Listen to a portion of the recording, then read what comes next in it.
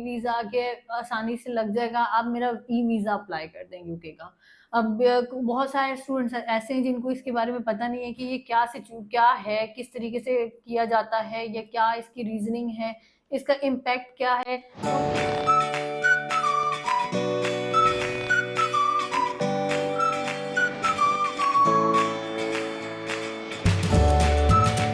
अस्सलाम वालेकुम students, my name is Atika Gill and I am the CEO of Aegis consultant. हम बात करेंगे यूके ई वीज़ा के बारे में। जो सिचुएशन है, जब से ये ई वीज़ा अनाउंस हुआ है, स्टूडेंट्स आके डिस्कस कर रहे हैं कि मैम अब तो ई वीज़ा के आसानी से लग जाएगा, आप मेरा ई वीज़ा अप्लाई कर दें यूके का। अब बहुत सारे स्टूडेंट्स ऐसे हैं जिनको इसके बारे में पता नहीं है कि ये क्या है, किस तरीके से किया जाता है या क्या इसकी रीज़निंग है, इसका इम्पैक्ट क्या है, वो हम इस वीडियो में डिस्कस करेंगे। ई वीज़ा बेसिकली क्या है, हम उसके ऊपर बात कर लेते हैं। जो और ये किन कैंडिडेट्स को चाहिए होगा या किन कैंडिडेट्स इसमें फॉल करेंगे।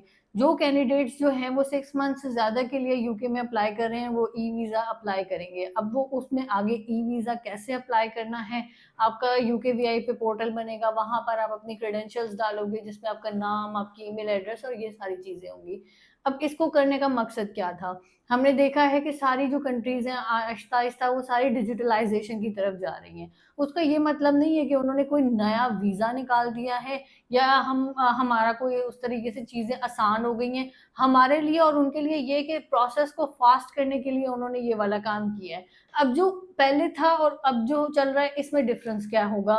उसमें सिर्फ़ ये है कि जब आप जाते हो, आप जेरी ऑफिस जाते हो, आप जाकर अपनी बायोमेट्रिक देते हो, तो आप अपना पासपोर्ट सबमिट करवा के आ जाते हो। यहाँ पर ये डिफरेंस है कि आपने अपना पासपोर्ट अपने साथ वापस ले आना है, आपको पेपर पे आपका वीज़ा आएगा और वो सारी चीज़ें हो जाएँगी। इसका वीज़ा रेशो के साथ कोई लेना-देना नहीं है। अगर आप ई-वीज़ा अप्लाई करते हो, तो इससे ये नहीं होगा कि आपके लिए मतलब कि आगे की वो जो जिस तरीके से बाकी हम कंट्रीज़ का समझते हैं, ये वो वाली चीज़ नहीं है। जैसे एक ऑस्ट्रेलिया में भी ऐसे ही होता था कि उसका पासपोर्ट पे विजिनेट लग के नहीं आता था, वो आपका सिर्फ़ ये है कि आपको एक पेपर पे आपका जो वीज़ा है वो आता होता था। तो same goes with the UK now. अब क्या होगा कि आपका जो वीज़ा होगा वो यूके की जो आपका जो पेपर है उसके ऊपर आएगा। आपने ही वो ही इमिग्रेशन काउंटर पे दिखाना है, आपका पोर्टल होगा, आप वो दिखाओगे एंड दैट्स इट। जैसे बीआरपी कार्ड आहिस्ता-आहिस्ता उन्होंने ख़त्म कर दिए, इसी तरीके से अब वो जो है कि ये पासपोर्ट पे स्टिकर वाली चीज़ को ख़त्म कर रहे हैं, दैट्स इट। ना इससे आगे की कोई चीज़ है, ना इससे पीछे की कोई चीज़ है। अब वो जो स्टूडेंट्स हैं जो कि मार्केट में जब कोई नई कोई अपडेट आती है, किसी भी कंट्री की तरफ से आती है, तो फिर बड़ी अजीब-अजीब किस्म की चीज़ें आना शुरू हो जाती हैं।